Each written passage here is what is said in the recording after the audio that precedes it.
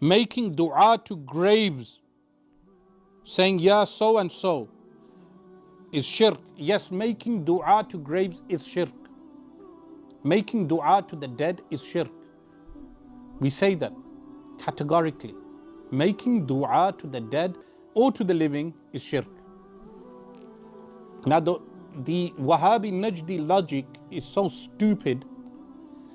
It doesn't matter whether the person is alive or dead, you can't make dua to anyone. Christians make dua to Jesus, Jesus is alive. It's shirk. Jesus is alive, so why are you making a distinction between life and death? If someone is alive or dead, you cannot make dua to them, you only make dua to Allah. How many times do we need to say this?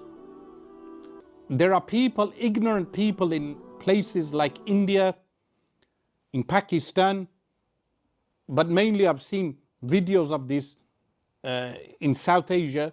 They go to graves and they go to the grave and they say, they do dua, they do actual dua. They say, Ya Fulan, give us this. And the people say, Ameen. And they have a sheikh doing dua. Ya Fulan Wali, give us this. And they say, Ameen. And it's a crowd of people.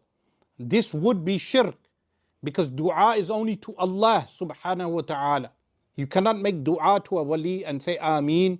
We say this very clearly. So the Wahhabis need to stop claiming that we promote this. No, we stop it and we say it is shirk very clearly, uncategorically.